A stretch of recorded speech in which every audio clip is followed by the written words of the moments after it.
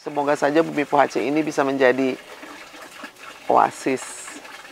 Siapa yang datang di sini bisa belajar, bisa kemudian melebur dengan alam, bersahabat dengan alam. Menyayangi sungai itu seperti menyayangi badan kita sendiri. Membersihkan sungai itu seperti membersihkan tubuh kita.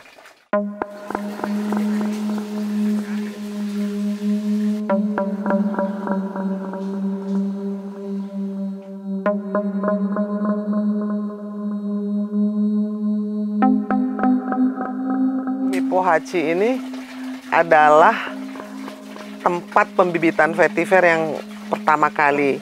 Itu 7 tahun yang lalu. Tempat ini tadinya kosong dan penuh dengan tumpukan sampah. Dan selama 7 tahun itu menjadi hunian dan tempat percontohannya, di mana ada tanaman-tanaman yang langka, ada nama-nama tanaman yang berguna untuk dipakai setiap hari, dan yang paling penting adalah bagaimana kita menunjukkan kita bisa memakai vetiver dalam kehidupan sehari-hari.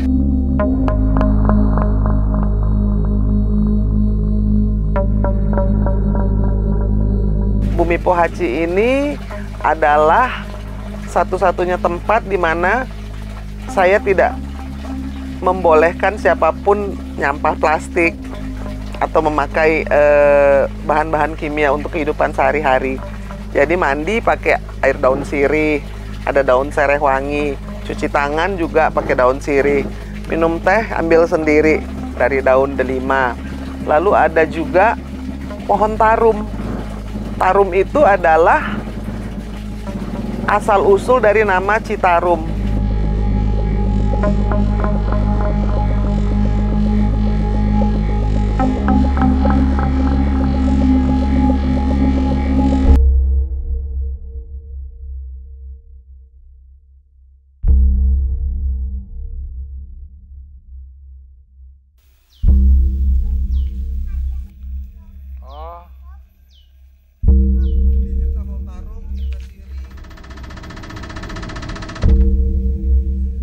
Dulu orang mewarnai pakai pewarna alami. Sekarang Citarum menjadi rusak, menjadi salah satu sungai terjorok di dunia karena pabrik-pabrik tekstil, karena peternakan, karena manusia juga rumah tangga yang nyampah. Jadi itu membuat sungai ini menderita.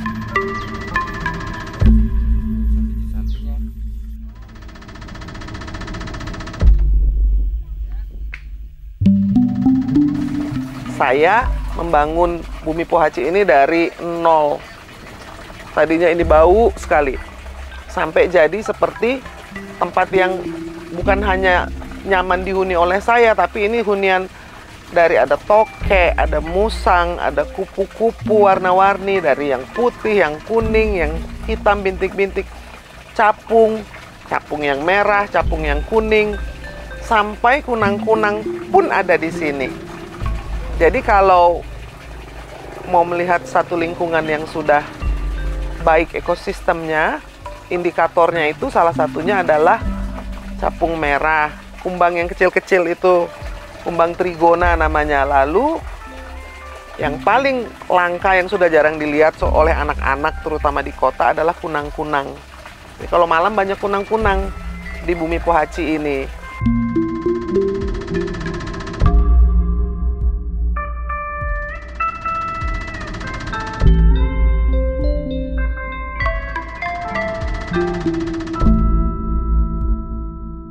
Bukan hanya membersihkan Citarum dengan vetiver, bukan hanya menahan longsor dengan vetiver, tetapi juga memberikan contoh betapa indahnya tempat yang bisa menjadi hijau dan tidak ada plastik dan tidak ada kimia sama sekali. Dan ini juga jadi seperti laboratorium mini. Anak-anak kecil bisa belajar tentang tanaman, lalu juga orang-orang datang dari mana-mana saja, ada yang dari Korea, ada yang dari Jerman, ada yang dari Inggris, ada yang dari Irlandia, yang dari Jepang, untuk melihat bahwa ada kok oasis di Citarum ini, namanya Bumi Pohaci.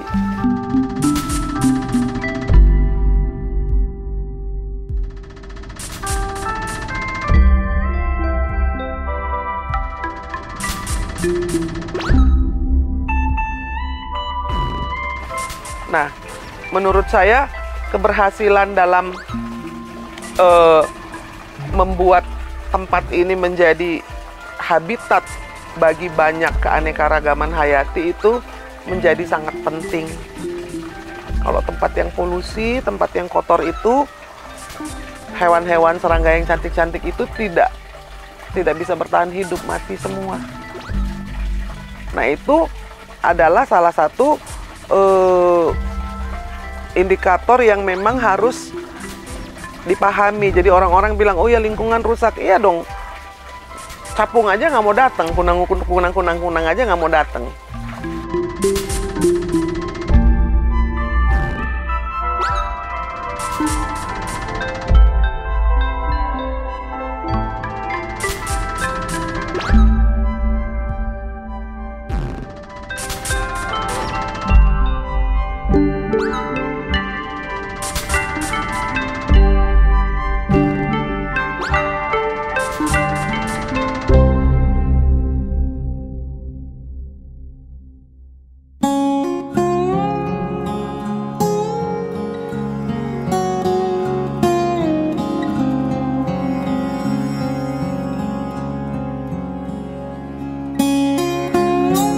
Saya mengenal vetiver itu waktu anak saya 12 tahun yang lalu mau bikin tambak, namanya Kevin Ibrahim, yang akhirnya bersama teman-temannya bikin tambak, lalu dia belajar vetiver. Yang mengenalkan itu teman saya, Muriel namanya.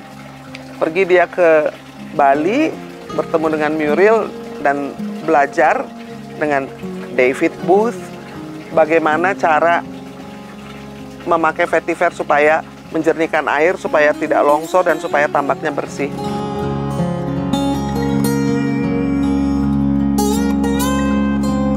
Vetiver ini kegunaannya luar biasa sebagai sistem. Kalau untuk tadi sudah dikatakan menahan banjir, menahan longsor, menjernihkan air, lalu juga dia bisa untuk fitoremediasi, tempat-tempat tambang, tempat-tempat peternakan yang busuk itu bisa hilang baunya. Luar biasa banyaknya, sehingga saya harus memberi contoh. Makanya contohnya di sini. Lalu saya buat pembibitan pertama di sini. Nah, Pak Yudi di sektor 6 itu adalah sektor pertama yang menanami vetiver di sepanjang Oxbow itu.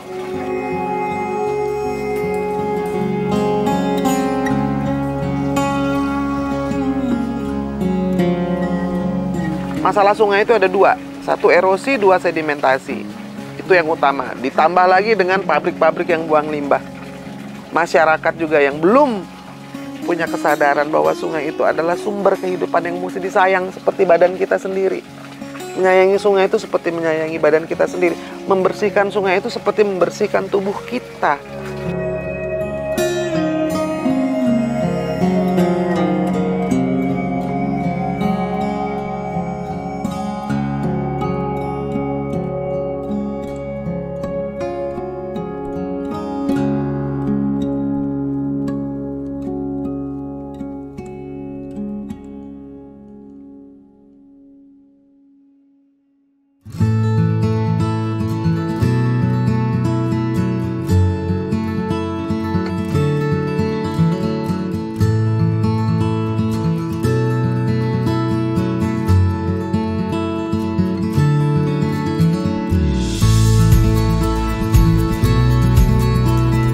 Saya berharap supaya kalau sungainya bersih, sekarang ini kan Pak Gubernurnya Ridwan Kamil ya, yang menjadi ketua Satgasnya, maka semua anak bisa berenang di Citarum.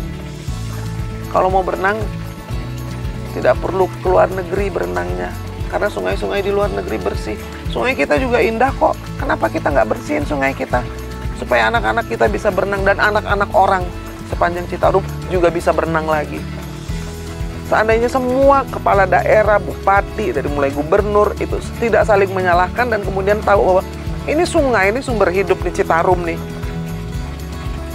Ayo kita mulai dari satu jengkal, 1 meter, 1 kilometer. Siapa yang buang sampah, siapa yang masih membuang limbah, siapa yang masih merusak sempadan sungai. siapa yang masih, semua secara serentak bahwa ini adalah sesuatu yang paling penting dalam hidup kita, bahwa kita tidak bisa hidup tanpanya.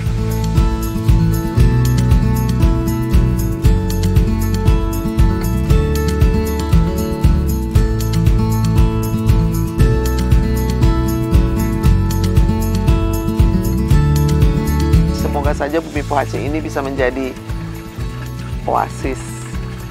Siapa yang datang di sini bisa belajar, bisa kemudian melebur dengan alam, bersahabat dengan alam.